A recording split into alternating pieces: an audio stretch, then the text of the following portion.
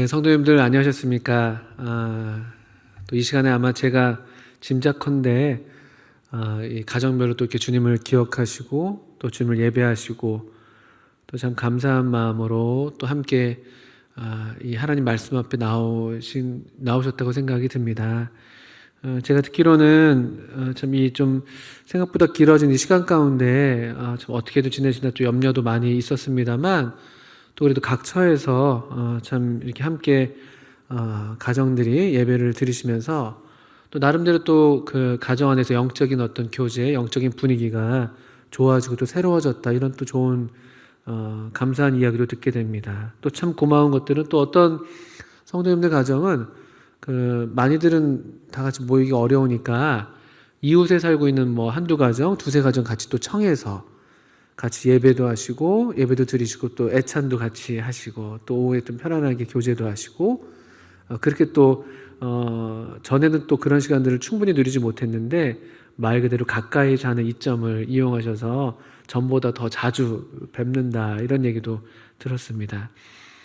또 어떤 고마운 가정은 특별히 이제 혼자 지내는 청년들 있잖아요. 혼자 지내는 청년들이 또 어떻게 예배를 드리지, 이런 것들을 염려하셔서 또 인근에 있는 청년들 몇몇을 또 불러서 같이 또 집에서 함께 주님을 기억하는 그런 성도님들도 계시다고 하고, 또 서로 이렇게 전화로 또 문안하시고 또 전화 통화하시면 뭐 1시간씩 크고 작은 이야기들 이렇게 나누시면서 우리가 만나지 못한 만큼 또 함께 나누고 싶은 그런 여러 이야기들 나누시면서 또 새롭게 주님을 발견하고 또 새롭게 가정, 또 가족을 발견하고 또 새롭게 성도들을 발견하시고 있다는 그런 또 귀한 이야기들을 들어서 참 어려운 중에도 우리 주님께서 베푸시는 은혜가 참 크시다 생각하면서 감사가 됩니다. 우리가 이렇게 주님의 은혜를 누리는 것이 사실입니다만 또 사실 좀 바깥으로 또 눈을 돌리면 여전히 사실 또 어려운 시간들 보내고 있는 것이죠. 그래서 제가 어떤 성도님께 이제 문안차 여쭸어요. 선생님 요즘에 어떻게 어려운 시간 이렇게 지내시진 않으십니까? 여쭸더니만 이렇게 뭐랄까 좀 단련된 웃음으로, 넉넉한 웃음으로 항상 뭐 어렵지 않았던 적은 한 번도 없었던 것 같아요. 이렇게 웃으시면 이렇게 너털 웃음을 지으시면서 또 이렇게 이 시기들을 주님 은혜를 의지해서 지내고 계시는 것 같았습니다. 그런 또 주님 은혜로 웃을 수 있지만 그렇지만 또 실제로는 사실 어려운 또 시간들이 사실이죠. 또 우리 중에 이렇게 자영업을 하시는 우리 성도님들이시라든가 또는 뭐 워낙에 좀 경기가 침체돼가지고 또 참 뜻하지 않게 여러 회사에서 어떤 어려움들을 겪는 그런 성도님들도 계시리라고 생각이 들고, 요즘 뭐 무급 휴가를 넘어서서 이제는 뭐 감원도 많이들 이렇게 당하고 있다, 이런 얘기도 듣습니다. 경제 지표가 계속 하락세를 지금 찍고 있는 이 시간이 굉장히 오래되고 있죠. 그리고 미래가 아직 불투명한 그런 시기를 지나면서 참 또 이 어려운 시기를 버텨낼 수 있는 주님의 은혜가 또 간절히 필요한 때입니다. 어떻든 우리가 이런 참 어려운 시간들, 뭐 코로나로 시작된 그런 폭풍 같은 시간, 이 어떤 위생이나 보건에 있어서도 이런 어려운 시간이고, 또 이걸 따라서 경제적으로도 참 어려운 시간이고, 또 이 정치적으로도 대단히 지금 소용돌이치는 그런 전국 속에 우리가 있지 않습니까? 또 머지않아서 총선도 있는데요. 참 이 태풍 가운데 있는 찻잔처럼 이게 계속 떨리고 요동하고 있는 그런 이 시대를 보게 됩니다. 사실 이 세상은 뭐 이렇게 흔들리는 것이 이상한 일은 아닙니다. 성경에서도 이 세상을 가리켜서 또 우리 역사를 바라봐도 세상은 항상 흔들려 왔습니다. 항상 요동쳐 왔고, 항상 어떤 지각 변동이 있었고, 물리적으로도 그렇고, 정치적으로도, 경제적으로도, 뭐, 또 이런 어떤, 복원에 있어서도 그렇고요. 그래서 진동하는 나라죠. 진동하는 나라. 떨리는 나라. 흔들리는 나라. 뒤집어지는 나라가 이 세상이라면은, 그러나 우리가 바라는, 또 실제 우리의 시민권을 두고 있는 우리가 어떻게 보면 이중 국적자들이잖아요. 이 땅에도 우리가 살아가고 있습니다만 또 우리의 시민권이 하늘에 있는데 우리 이 참된 우리의 나라, 이 아버지 집이 있는 그 하늘나라는 진동하지 않는 나라다. 이렇게 또 히브리서에서 참 놀라운 소망의 말씀을 우리에게 주고 계시죠. 그래서 흔들리는 세상 가운데에서 더욱 흔들리지 않는 우리의 본향, 또 우리의 나라를 더욱 또 사모하게 되는 그런 마음도 새로워집니다. 또 그럼과 동시에 또 이렇게 흔들리고 있는 이 시대에 이런 날들, 이런 어려운 날들, 이 폭풍 가운데 있는 것만 같은, 이 태풍 속에 있는 것만 같은 이런 날들을 어떻게 우리가 보내야 되는가? 또 이런 날들 가운데 우리 주님과 우리는 어떻게 지금 관계가 되어 있는 것일까? 이런 것들을 생각해 보게 되죠. 그래서 이런 시기를 지나면서 성경에서 또 한 장면이 좀 떠올라서 오늘 이 시간에 함께 말씀을 나누고자 합니다. 성도님들 다 아시는 대로 성경에서 폭풍을 만난 이야기들이 많이 나와요. 그죠? 하나님의 사람들이 폭풍을 만나기도 하고, 뭐 이스라엘 백성들의 역사 자체도 아주 폭풍은 아니지만 이 정말 그 홍해를 건너야만 하고 요단강을 건너야만 하는 그런 위기의 순간들을 많이 만나기도 했었습니다. 또 우리 주님의 이 생애 가운데도 이런 폭풍과 관련된 그런 사건들이 많이 있는데요. 여러분들 잘 아시는 대로 그 중에서도 한번 요한복음 6장 16절부터 21절 한번 펴주시면 감사하겠고요. 요한복음 6장 16절부터 21절. 우리 주님께서 특별히 놀라운 기록 중에 하나죠. 주님이 물 위를 걸어서 오시는. 근데 이 물이 보통 물이 아닙니다. 잔잔한 그냥 물. 그래서 옛날에 무슨 도마뱀인가요? 그 도마뱀이 막 물 위를 뛰어오는 그런 어떤 종류의 일이 아니라 정말 폭풍이 몰아치고 있는 캄캄한 흑암 가운데, 그런데 그 위를 아무 일이 없다는 듯이 걸어서 오셨던 그런 사건이 기록되어 있는 장면입니다. 요한복음 6장 16절부터 21절인데요. 먼저 한번 이 사건을 읽어보겠습니다. 어쩌면 우리가 지나고 있는 이 시기랑 이 제자들이 만난 시기가 얼마나 비슷한가 이런 생각도 드는데요. 6장 16절. 저물매 제자들이 바다에 내려가서 배를 타고 바다를 건너 가버나움으로 가는데 이미 어두웠고 예수는 아직 그들에게 오시지 아니하셨더니 큰 바람이 불어 파도가 일어나더라. 제자들이 노를 저어 10여리쯤 가다가 예수께서 바다 위로 걸어 배에 가까이 오심을 보고 두려워하거늘 이르시되 내니 두려워하지 말라 하신대 이에 기뻐서 배로 영접하니 배는 곧 그들이 가려던 땅에 이르렀더라. 이 장면은 그 오병이어 사건 그 이후에 그날 같은 날에 일어난 일입니다. 여기 저물매라고 되어 있지 않습니까? 이 저물었다는 것은 그날 이 떡 5개랑 물고기 2마리로 남자만 5,000명을 먹였죠. 성인 남자만. 그래서 아마 대략 2만 명 정도 되는 사람들을 먹였던 정말 놀라운 그런 하나님의 이 능력, 하나님의 기적, 그리고 이 하나님은 우리를 배불리게 하실 수 있는 그런 분이시다라는 이 주님은, 이 예수님이야말로 그래서 우리가 믿고 따라야 될 우리 임금으로 삼으면 딱 좋을 그런 분이다라는 아주 흥분된 오후를 보냈던 바로 그날입니다. 그날. 이 사복음서 전체에 다 기록되어 있는 그 아주 유명한 또 아주 중요한 그런 사건, 그 놀라운 사건이 있었던 그날 밤에 있었던 일입니다. 여러분, 이게 우리의 경험이지 않습니까? 우리도 역시 이런 어떤 전성기 같은 시간들을 지나지 않습니까?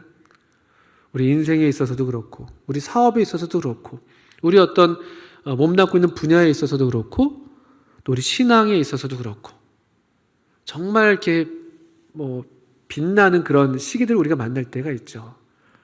어떻게 그런 시간들이 내 생애 가운데 있었을까? 야, 어떻게 내가 그런 뭐랄까요? 영적으로 참 그렇게 내가 좋았던 때가 있었을까?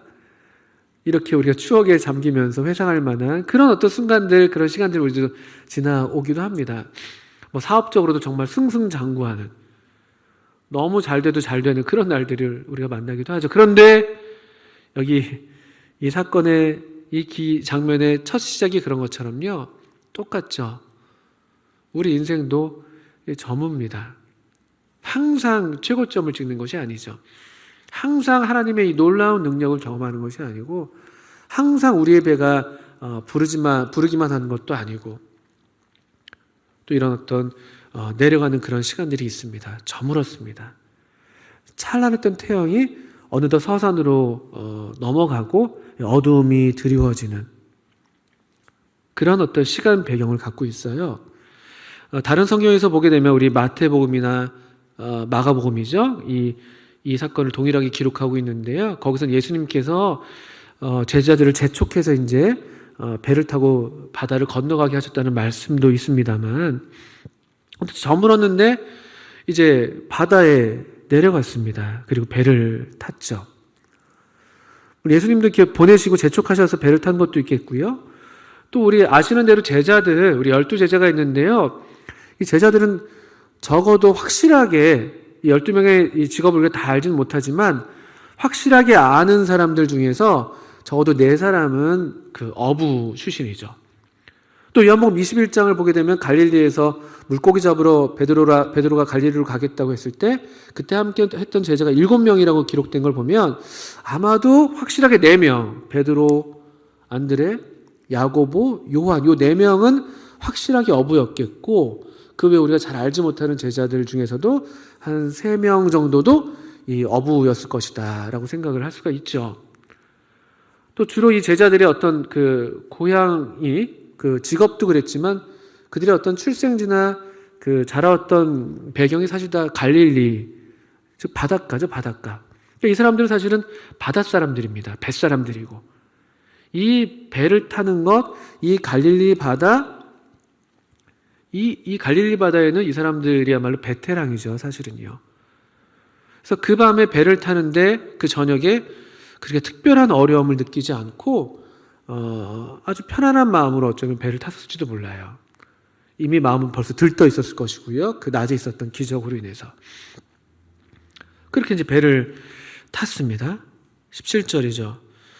배를 타고 바다를 건너 가버나움으로 이제 가야 되는데요. 그런데 날이 점점 어두웠습니다. 날이 점점 어두워 가고 있습니다. 이게 점점 뭔가 꼭 다 그런 건 아니지만 이제 이 시간적 배경이 주는 어떤 불길한 기운이 있는 것이죠. 날이 어두워졌고요. 게다가 결정적인 가장 불길한 것, 예수는 아직 그들에게 오시지 아니하셨더니. 예수님의 부재, 우리 주님이 함께하지 않으심. 실제로 우리 주님은 제자들을 이제 배를 타고 보내시고 기도하러 산으로 가셨다고 또 다른 복음서에서 기록하고 있습니다. 주님은 그들을 재촉해서 보내신 다음에 기도하러 산에 가셨었어요. 어떻든 물리적으로 이 제자들에게 있어서는 주님은 기도하러 가셨지만 어쨌든 제자들에게는 물리적으로 주님은 그들과 함께하지 않는, 아직 그들에게 오시지 않았다고 이 배경을 묘사를 하고 있습니다. 그리고 마침내 이 불길한 예감은 틀린 적이 없죠. 큰 바람이 불어 파도가 일어나더라. 아까도 말씀드렸지만 이런 큰 바람과 파도, 쉽게 말하면 폭풍이죠. 태풍이죠. 이거는 아마 제자들의 계산 속에는 있지 않았을 거예요. 그들의 경험상 이런 일은 있어서는 안 되는 일이었을 거예요. 이날 밤, 또 이 시기가 보니까 요한복음 6장 4절 보니까 6월절이 가까운 때거든요. 6월절이 가까운 이때는 아마 제자들의 그 베테랑으로서의 어떤 상식으로서는 이때는 어떤 그 큰 파도가 일어난다든지 그 바람이 분다든지 이런 태풍, 폭풍이 이렇게 대적하지 않는 그런 시기라고 이들이 다 이해했었기 때문에 배를 타는데 어려움들이 없었을 거예요. 그런데 큰 바람이 불기 시작했습니다. 파도가 일어납니다. 놀이 점점 커지는 것이죠. 저는 사실 우리 중에서 어떤 배를 타보시고 좀 이렇게 어촌에서 자라신 분들이 계신지 모르겠어요. 저는 이제 그런 경험이 없어서 바다가 얼마나 무서운지 사실 잘은 모릅니다. 바다 하면 우리 같은 이제 내륙 사람들이죠. 우리 서울 사람들에게는 그냥 바다 하면 낭만적이고 멋지고 가슴이 탁 트이고 이런 어떤 요즘 같은 때 정말 가고 싶은 답답한 마음을 좀 이렇게 뻥 뚫리게 하는 그런 그냥 낭만적인 공간일 뿐이죠. 근데 사실 바다가 이게 보통 무서운 게 아니라고 하는데요. 이들이 예상하지도 못했던 그 밤에 이 지금 큰 파도가 큰 바람이 불고 파도가 일어나는 것이죠. 이런 모습들이 참 우리 삶과 참 많이 닮아 있는 것이죠. 또 우리가 겪고 있는 지금 이 시기와 참 많이 닮아 있습니다. 누가 이런 일들을 생각이나 했겠습니까? 이런 질병이 있다는 걸 우리가 알기나 알았습니까? 몇 년 전에 사스라든지 메르스 있었을 때에도 우리가 그냥 그렇게 지나가고 말지 하고 그렇게 대수롭지 않게 여겼던 그런 시간들이 있었는데 전혀 예상치 못한 이런 우리가 일을 만나고 있죠. 그리고 이것이 생각보다 위협적인 것이죠. 생각보다 위협적인 것이죠.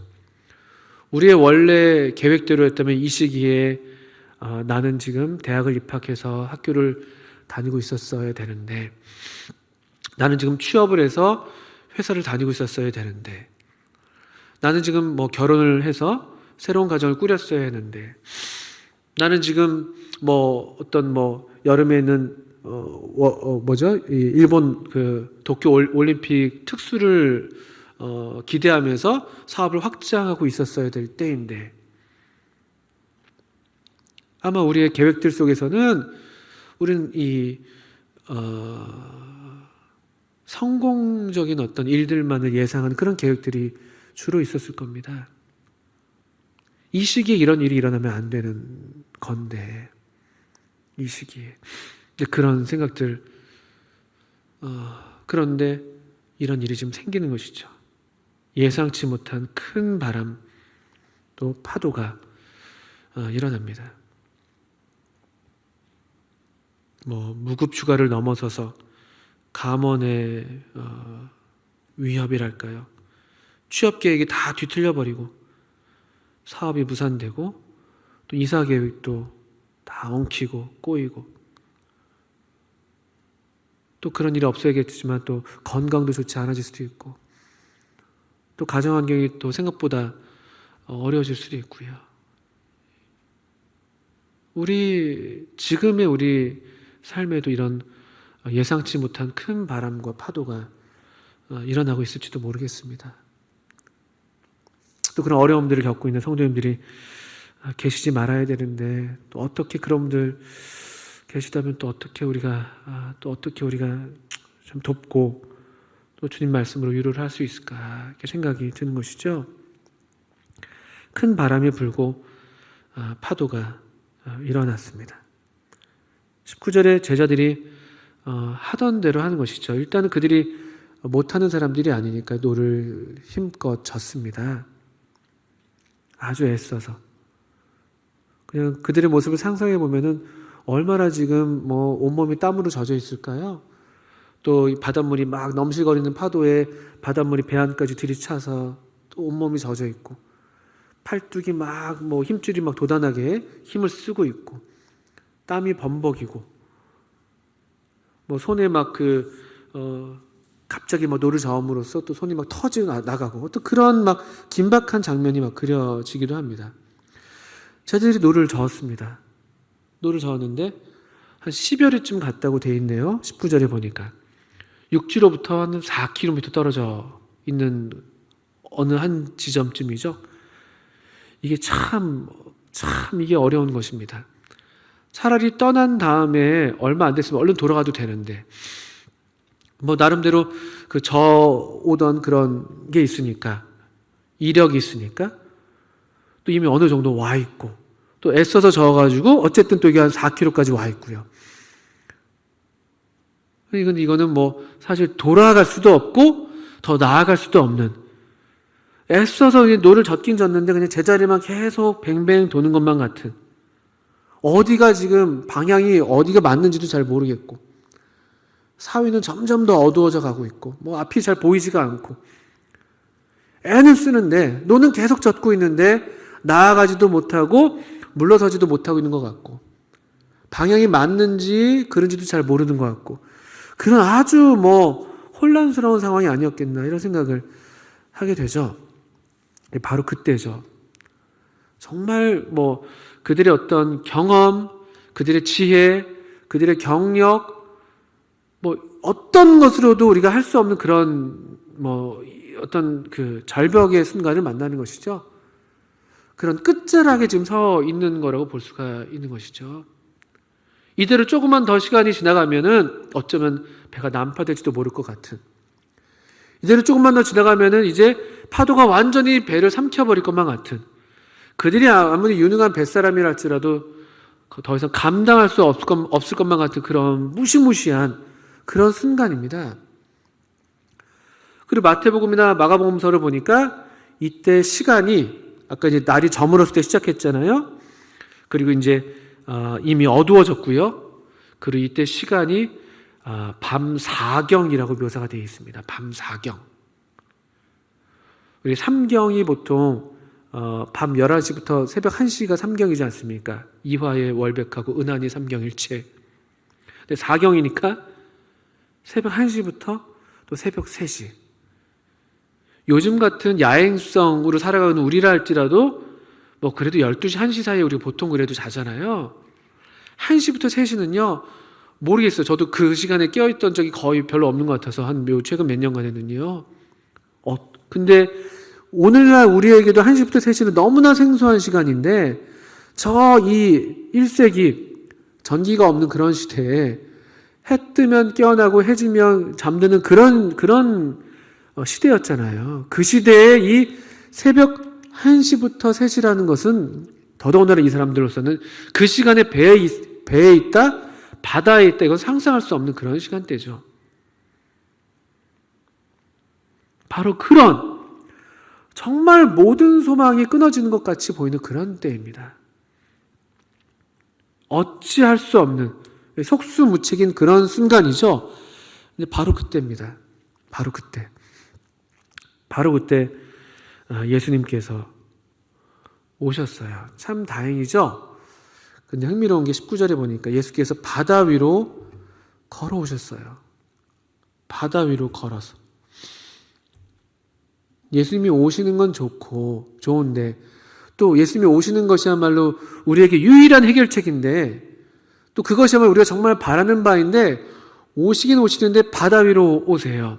한번 생각해 보십시오. 이게 그냥 초자연적인 어떤 예수님의 능력을 보이는 그런 지금 분위기는 아닐 겁니다. 실제로 또 다른 복음서에서는 그들이 이 바다 위로 걸어오는 예수님을 보고는 유령인가 하여서 몹시 두려워했다고 말하고 있어요.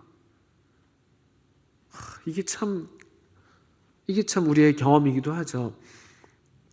이런 어려운 때 예수님이 오십니다. 분명히 오십니다. 우리 가운데 오십니다. 우리에게 오십니다.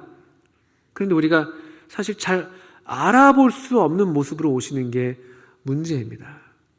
평상시대로 어떤 우리가 평소에 그냥 우리가 예수님을 만나왔던 그런 방식으로서가 아니라 이 물 위를 걸어 오시는 거예요. 물 위를. 이 물을 다스리시는 그 능력으로서 오시기도 하십니다만 우리가 정말 상상할 수 없는 그런 모습으로, 그래서 우리가 예수님인지 알아보지 못할 정도로, 오히려 두려워할 정도로, 여기 배에 가까이 오심을 보고 두려워하거나 이렇게 하고 있지 않습니까? 얼마나 무서웠겠어요. 이거 만약 그들이 정말 생각한 대로 유령인가 했다면 얼마나 오금이 좀 저리는 거예요.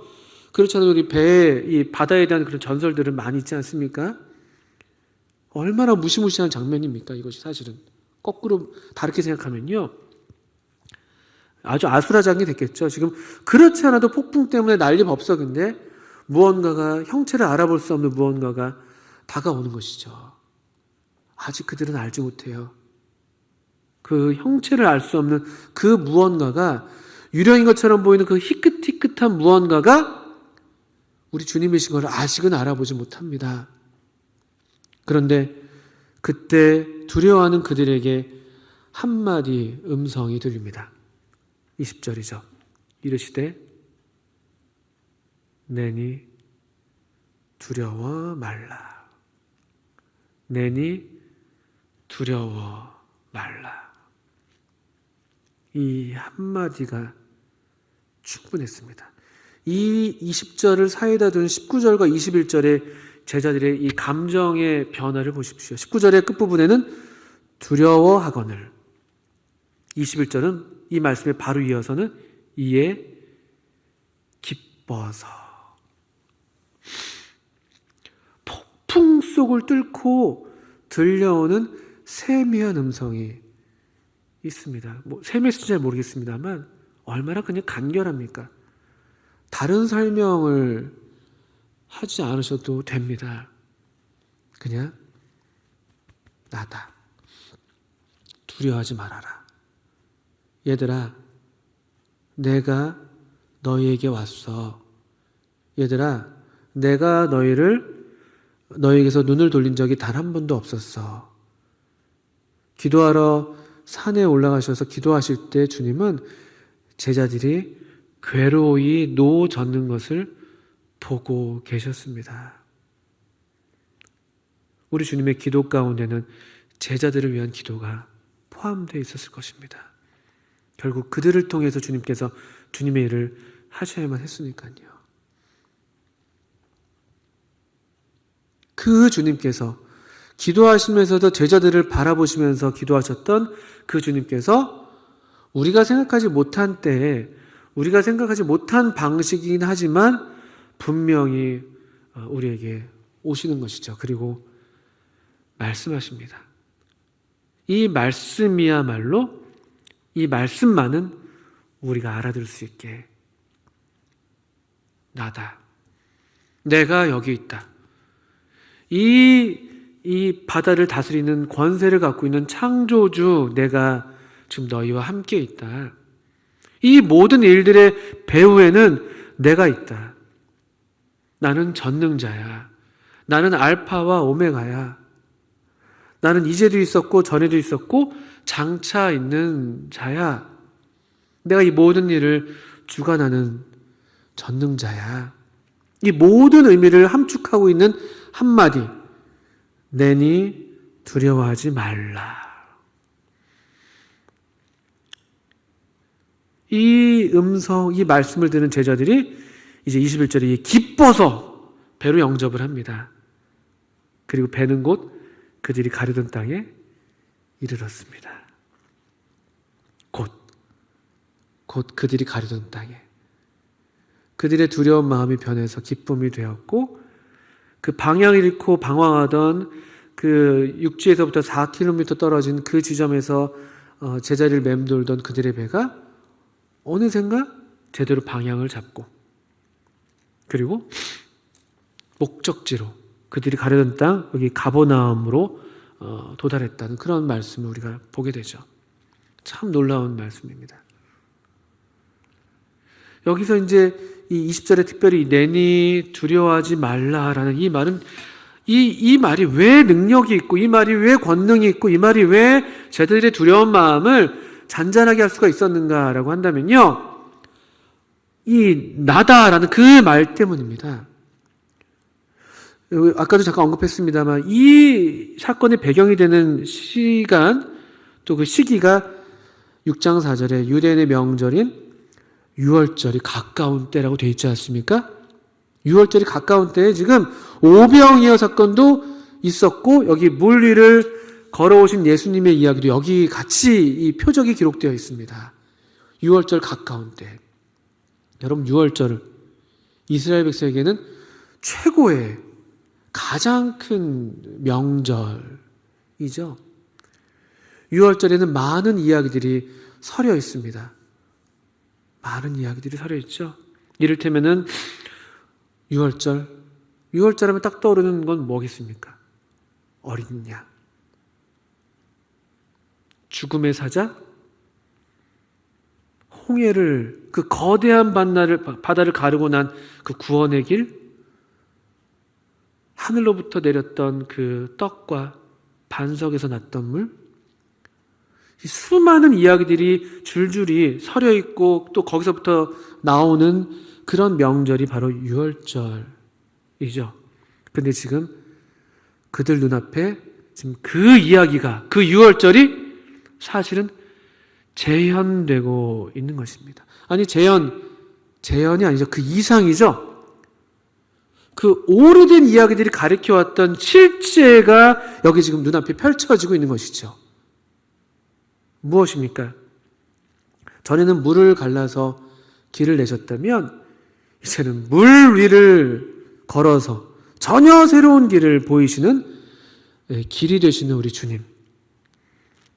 또 전에는 육신의 필요를 채우기 위해서 하늘로서 떡을 주셨다면 지금 우리 앞에 있었던 사건에서 본 오병이어 사건이 그런 것처럼 이 사람으로 하여금 먹고 줄이지 않게 하시는, 영생하도록 하시는 그런 생명의 떡, 그 생명을 내어주시는 주님, 정말 길이시고 진리시고 생명이신 것이죠.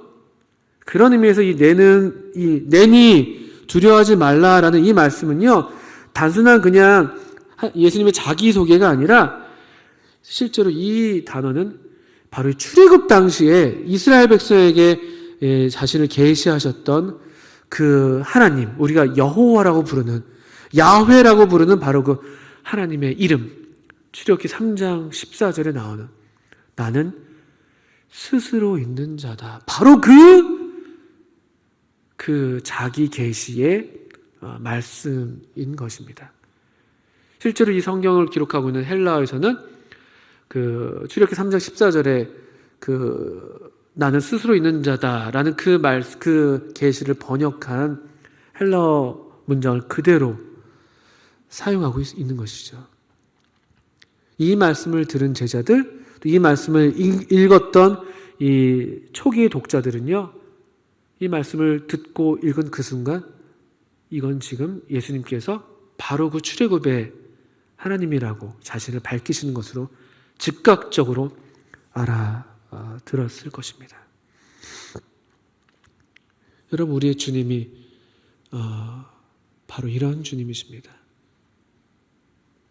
이것이 우리가 반드시 바라봐야 할 계시인 것입니다. 이미 우리에게 확실하게 드러나 있는 계시죠. 성경 전체가 우리에게 보여주는 바로 그 계시. 우리 예수님은 바로 이 창조주 하나님이시다. 예수님은 이 하나님의 아들이시다. 그리고 우리가 이 삶의 어떠한 폭풍, 어떠한 역경을 만난다 할지라도 이 모든 일들이 하나님의 이 섭리와 주권 가운데 있다고 우리가 믿을 수 있는, 우리를 믿게 하시는, 그래서 여전히 환난 중에서도 우리가 소망을 품을 수가 있는, 우리로 이 소망을 품게 하시고 다시 역전을 기대하게 하시는 분은 세상에 어느 누구도 그렇게 할 수가 없어요. 우리가 위로한다고 말하지만 우리의 위로가 뭐 효력이 있습니까? 사실 잘 될 거라고 말하지만 정말 잘 될 거라는 보장이 있습니까?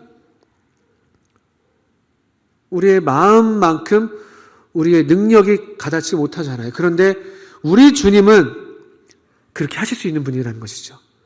나다! 내가 그 전능자 하나님이다. 내가 그 창조주 하나님이다. 내가 바다를 갈랐던 그 하나님이다.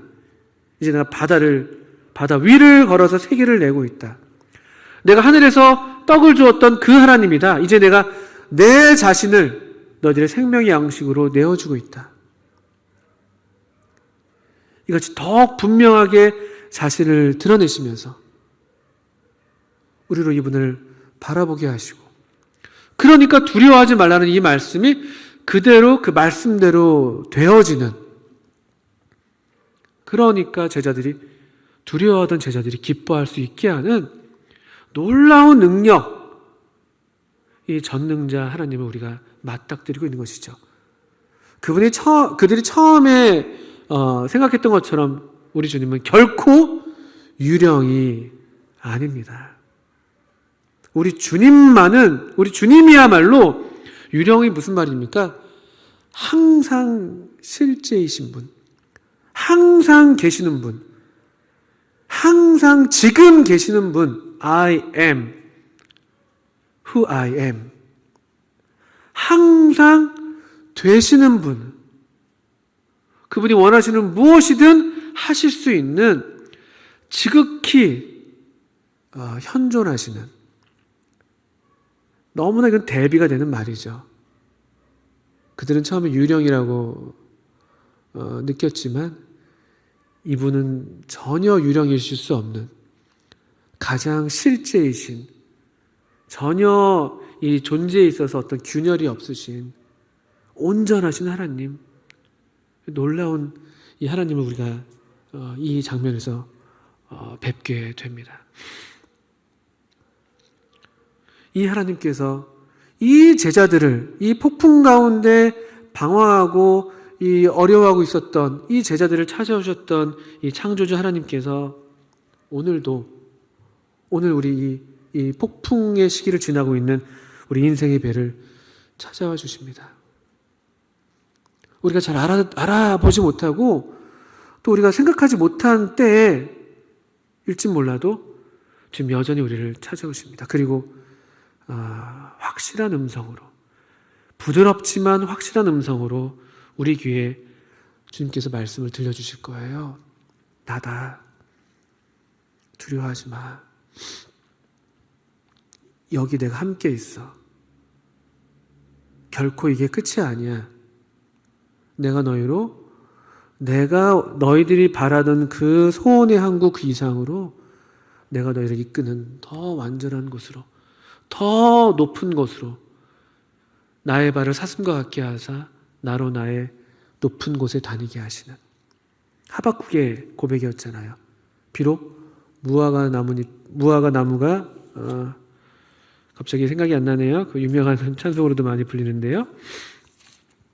무화과 나뭇잎이 나무가 무성하지 못하며 포도나무에 열매가 없으며 감람나무에 소출이 없으며 밭에 먹을 것이 없으며 우리의 양이 없으며 외양간에 소가 없을지라도 나는 여호와로 말미암아 즐거워하며 나의 구원의 하나님으로 말미암아 기뻐하리로다. 주 여호와는 나의 힘이시라. 나의 발을 사슴과 같게 하사 나를 나의 높은 곳으로 다니게 하시리로다. 우리도 이 하박국의 노래에 맞춰서 우리도 이와 같은 기쁜 노래를 이 어려운 시기에 부를 수 있습니다. 왜냐하면 주님이 우리에게 오셔서 우리에게 말씀해 주시니까요. 안심하라. 나이니 두려워하지 말아라. 앞에 들으셨던 우리 찬송 가사 주 안에 있는 나에게 찬송에서요. 2절에 보니까 그 두려움이 변하여 내 기도 되었고 전날의 한숨 변하여 내 노래 되었네. 주님을 찬송하면서 할렐루야 할렐루야 내 앞길 멀고 험해도 나 주님만 따라가리. 우리 같이 이 찬송 기쁨으로 믿음으로 부를 수 있습니다. 우리 함께 이 찬송 부르시면서 이 시간 아마 그 가정에서 마치셔도 좋겠다 생각이 듭니다. 우리를 찾아오시는 주님께 감사를 드립니다. 이 주님의 음성을 우리가 다 같이 듣기를 원합니다. 감사합니다.